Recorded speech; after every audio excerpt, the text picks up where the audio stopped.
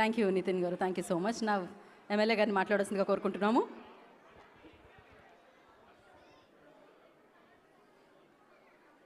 అందరికీ నమస్కారం. ఈరోజు ఆస్ట్రేలియా దేశంలో మెల్బోర్న్లో తెలుగుదేశం పార్టీ మహానాడు కీర్తిశేషులు నందమూరి తారక రామారావు గారి 104వ జయంతి.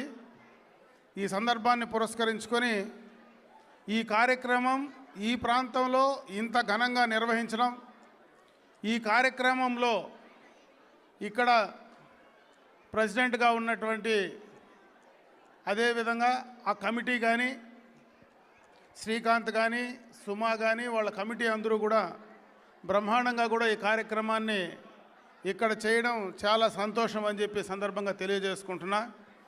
అయితే ఈ సందర్భంలో ఒక 2-3 విషయాలు మనం గుర్తుపెట్టుకోవాల్సినటువంటి అవసరం ఉంది. ఈరోజు తెలుగు వాళ్ళందరూ కూడా ఇంత పెద్ద కార్యక్రమం చేయడం కానీ, ప్రపంచం మొత్తం అంటే ప్రపంచంలో ఉన్నటువంటి అన్ని దేశాల్లో తెలుగువారిని ఏకం చేసినటువంటి వ్యక్తి, అదేవిధంగా తెలుగువారు ధైర్యంగా నేను తెలుగువాడిని అని అటు గతంలో మద్రాసీలుగా మనల్ని ఢిల్లీలో చూస్తూ ఉంటే తెలుగువారు కూడా కాలరెత్తుకొని తిరిగేటువంటి పరిస్థితి ఈరోజు కల్పించినటువంటి మహానుభావుడు కీర్తిశేషులు నందమూరి తారక రామారావు గారు. అదేవిధంగా ఈరోజు ఈ వేదిక పైన నాలాంటి రాజకీయాల్లో చిన్నప్పుడే వచ్చినటువంటి వ్యక్తిగా అప్పలనాయుడు లాంటి సామాన్యమైనటువంటి కార్యకర్త ఈరోజు ఒక పార్లమెంటు సభ్యుడిగా ఈ వేదికపై నుంచి మాట్లాడడం కానీ, ఒక రాజకీయ పార్టీలో గుర్తింపు రావాలంటే కీర్తిశేషులు నందమూరి తారక రామారావు గారు ఆ రోజు రాజకీయంగా పెట్టినటువంటి భిక్ష అని చెప్పి సందర్భంగా కూడా ఒకసారి గుర్తు చేసుకుంటూ, నటనా జీవితంలో ఎన్టీ రామారావు గారంటే ఒక రాముడో కృష్ణుడో కనపడతాడు. మనము దేవుణ్ణి డైరెక్ట్గా చూడలేకపోయినా దేవుని స్వరూపం మనం ఒకసారి మనసులో పెట్టుకుంటే అది నందమూరి తారక రామారావు గారి రూపంలో కనపడుతుంది. అదేవిధంగా ఒక ప్రభుత్వ ఉద్యోగి నుంచి, సామాన్యమైనటువంటి కుటుంబం నుంచి నటనలో కీర్తించబడి, అదేవిధంగా రాజకీయాల్లో ఆయన భారతదేశ చరిత్రలోనే 9 నెలల్లో పార్టీ పెట్టి అధికారంలోకి తీసుకొచ్చినటువంటి ఏకైక వ్యక్తి, భారతదేశ చరిత్రలో చిరస్థాయిగా నిలబడినటువంటి వ్యక్తి నందమూరి తారక రామారావు గారు. ఆయన రాజకీయాలు ఆ రోజు చాలామంది మాట్లాడారు. రాజకీయాలు మరి నాటకాలు వేసేవాడికి ఏం తెలుస్తుందని ఆ రోజు మాట్లాడినటువంటి వాళ్ళు చాలామంది ఉన్నారు.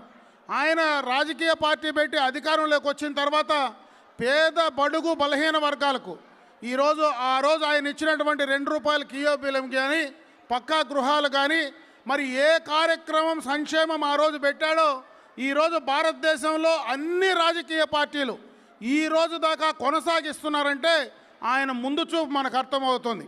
అటువంటి స్ఫూర్తి ఈరోజు తెలుగు వారందరికీ కూడా మనకిచ్చారు. ఎక్కువసేపు ఎందుకంటే చాలాసేపు నేను మాట్లాడకపోయినా అటువంటి వ్యక్తి గురించి ఒకసారి మనం స్మరణ చేసుకోవాల్సినటువంటి సందర్భం ఇది. కాబట్టి ఈ సందర్భంగా కూడా మీకు తెలియజేసుకుంటూ, ఈరోజు ఈ వేదిక పైన నిలబడి మాట్లాడేటువంటి నాలాంటి వాళ్ళు ఎంతోమందికి రాజకీయ జీవితాన్ని ఇచ్చినటువంటి వ్యక్తి, ఆ రోజు సామాన్యమైనటువంటి బడుగు బలహీన వర్గాల నుంచి చదువుకున్నటువంటి వ్యక్తులు ఈరోజు చాలామంది మాట్లాడుతూ ఉన్నారు. జన్జీ అని కానీ, మరి భారతదేశంలో కొత్తగా కూడా యువతలో ఒక నిస్పృహ ఉంది అనేటువంటి విషయాలు చాలామంది మాట్లాడుతూ ఉన్నారు.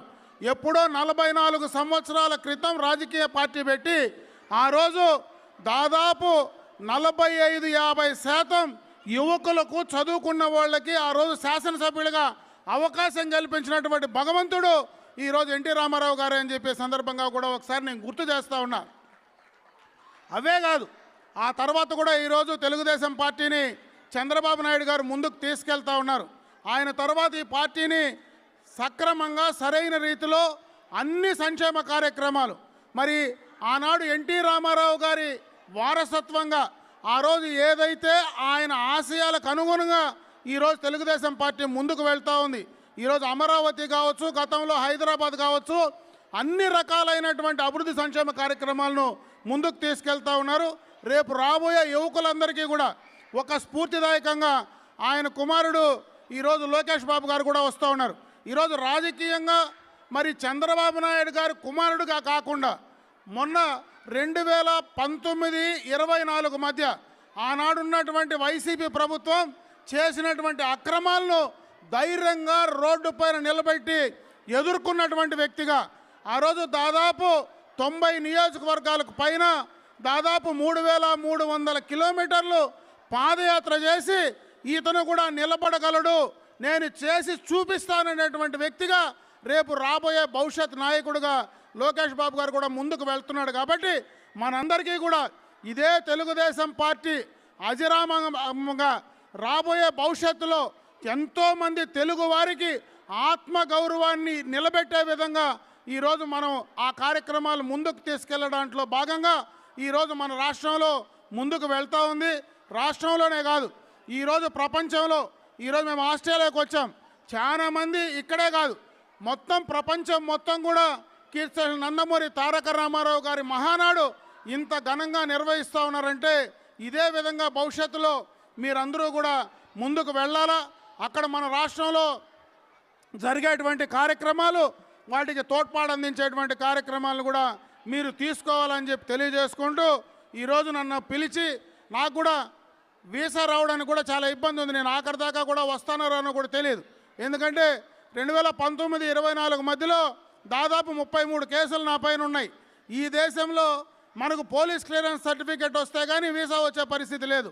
కాబట్టి ఆఖరి నిమిషం దాకా వీసా వస్తుందో రాదో అంటే నేను ఎప్పుడూ బయట దేశానికి ఎక్కడా కూడా ఈ మహానాడు కార్యక్రమాలకు నేను రాలా. ఇక్కడ సుమంత్ కానీ అదేవిధంగా మీ అధ్యక్షుడు శ్రీకాంత్ కానీ వీళ్ళు కంటిన్యూస్గా మానిటర్ చేసి నువ్వు ఖచ్చితంగా రావాలంటే, అందుకే కూడా 4 సార్లు రిజెక్ట్ అయితే కూడా తీసుకొని ఈరోజు ఇక్కడికి రావడం, ఆ మహానుభావుడి కార్యక్రమాన్ని మీతో కలిసి పాలు పంచుకోవడం నిజంగా కూడా చాలా సంతోషం అని చెప్పి మరొకసారి మీ అందరూ కూడా తెలియజేసుకుంటూ ఈరోజు మిమ్మల్ని అందరినీ చూసి మాట్లాడి కలిసేటువంటి అవకాశం కలిగించినటువంటి తెలుగుదేశం పార్టీకి మరొక్కసారి మనస్ఫూర్తిగా కూడా మీకందరికి కూడా ధన్యవాదాలు తెలియజేసుకుంటూ సెలవు తీసుకున్నా. జై హింద్, జై ఎన్టీఆర్. థ్యాంక్ యూ అమర్నాథ్ రెడ్డి గారు, thank you so much. Please stay back అండి. మీ చేతుల మీదుగా కొన్ని మెమెంటోస్ అందించవలసిందిగా కోరుకుంటున్నాము. కళాద్యుతి టీం వచ్చి మన ఎమ్మెల్యే గారి చేతుల మీదుగా మొమెంటోస్ అందుకుంటారు. మొమెంటోస్ తీసుకుని రండి. యా, ఎలా రాదండి వీసా? మీరు ఇవాళ కావాలి ఇక్కడ, మీ మాటలు వినాలి ఇక్కడ, అందుకనే వీసా వచ్చింది ఖచ్చితంగా. సో ఎస్, మీరు రావడం చాలా చాలా ఆనందదాయకం. మరొకసారి ప్రత్యేకమైన కృతజ్ఞత తెలియజేసుకుంటున్నాం. అఫ్కోర్స్ రాజకీయ నాయకుల సమయం అనేది చాలా చాలా విలువైనది. అలాంటి విలువైన సమయాన్ని ఇక్కడ తెలుగువారి కోసం ఆయన ఇచ్చి ఇంత దూరం వచ్చినందుకు మరొకసారి మనం ఆయనకి కృతజ్ఞతలు తెలియచేయాలి.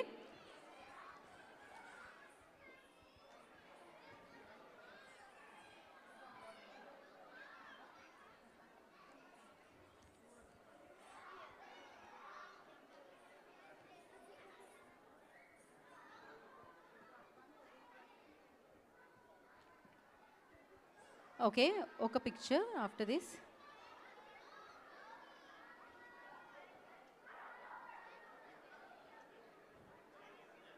ఒక ఫోటో కోసం.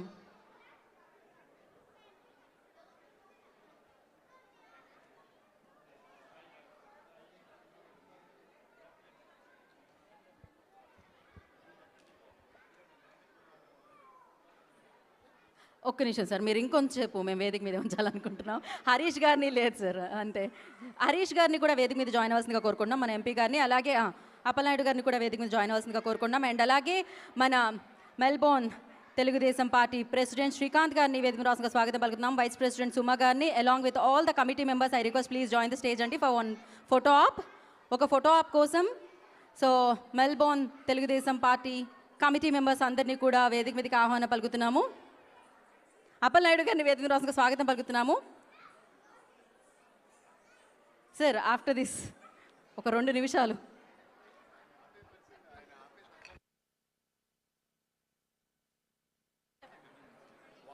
సో శ్రీకాంత్ గారు, సుమ గారు ప్లీజ్ జాయిన్ ద స్టేజ్ అండి. వాణి గారు, సుమ గారు ప్లీజ్ జాయిన్. సుష్మిత గారిని వేదిక మీద రాసిన ఆహ్వానం పలుకుతున్నాము. ఆదిత్య కనకాల గారిని వేదిక మీద రాసిన ఆహ్వానం పలుకుతున్నాము. కేవి గారు please join the stage. Surendra గారు I request please join the stage అండి. ఐ నో, నాకు తెలుసు, అండ్ మీరు ప్లీజ్ జాయిన్ అవ్వండి.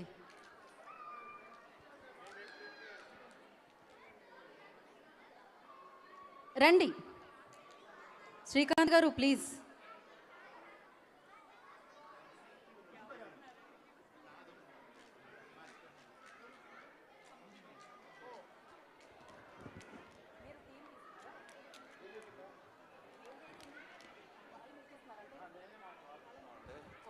ఓకే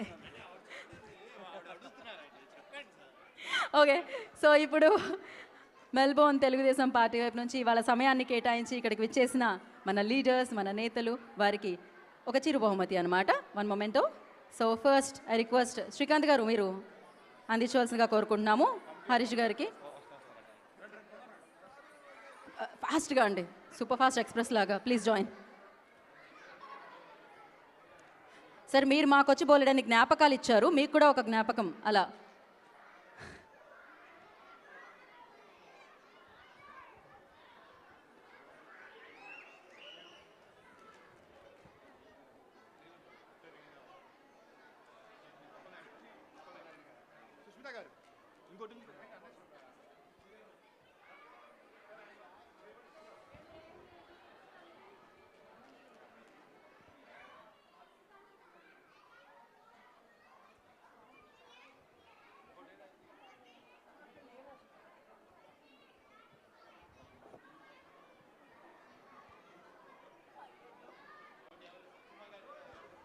సుమ గారు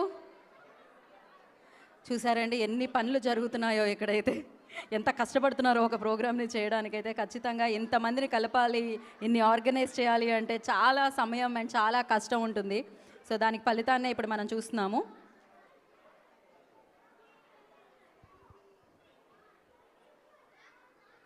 ఓకే, ఇప్పుడు ప్రాపర్ వన్ పిక్చర్. ఒక ఫోటో కోసం శ్రీకాంత్ గారిని ఫోటోలో కనిపించేలా నుంచోవలసిందిగా కోరుకుంటున్నాం. ఇందాక నుంచి వెనకే ఉంటున్నారు. కమిటీ మొత్తం అందరూ ఎక్కడున్నారు? వచ్చారా? ఓకే, ఇంకా మిగతా వాళ్ళు కూడా కమిటీ మెంబర్స్ ప్లీజ్ జాయిన్ అండి. సార్ ఇవి జాగ్రత్తగా మీ కార్లో పెట్టించేద్దాం sir. Ya ya okay.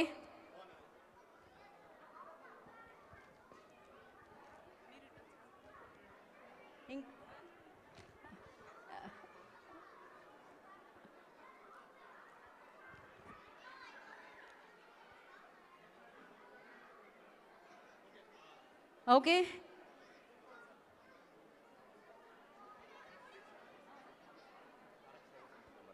Okay. Next Tarak Seva Samiti members please join the stage అండి. గోకుల్, భరత్, రంజిత్, నవీన్, ఇంకెవరున్నా వచ్చేసేయండి ఆ సమితికి సంబంధించి. నితిన్ గారు ప్లీజ్ జాయిన్ స్టేజ్ అండి. నితిన్ గారిని నేను ఇప్పుడు 4వ సారి ఇన్వైట్ చేస్తున్నట్టున్నాను. మోహన్ గారు ప్లీజ్ జాయిన్. సుమంత్ గారు ప్లీజ్ జాయిన్ స్టేజ్ అండి. తారక్ సేవా సమితి నుంచి భరత్ గారు ప్లీజ్ జాయిన్ స్టేజ్. గోకుల్ గారు, రంజిత్ గారు ప్లీజ్ జాయిన్ స్టేజ్ అండి.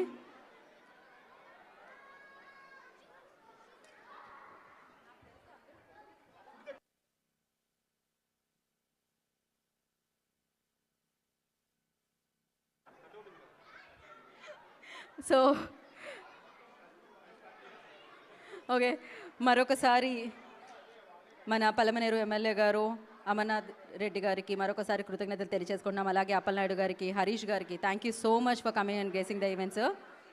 Thank you. Ya thank you Appalanaidu గారు, thank you so much. Thank you Harish గారు, థ్యాంక్ యూ అమర్నాథ్ రెడ్డి గారు, థ్యాంక్ యూ.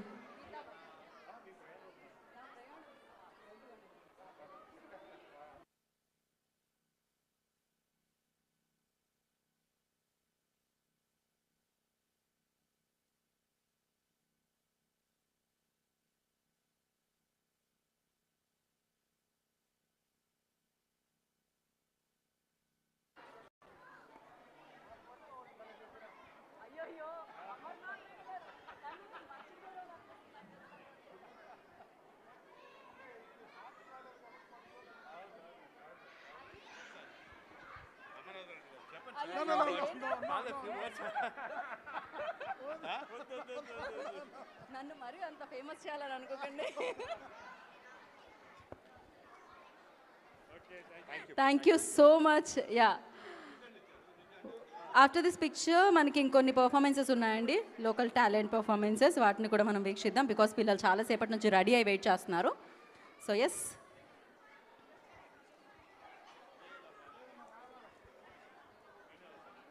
అలాగే ఇవాళ ఈ కార్యక్రమాన్ని ఇంత సజావుగా ఇంత చక్కగా జరుపుకున్నాం అంటే దానికి కారణం స్పాన్సర్స్.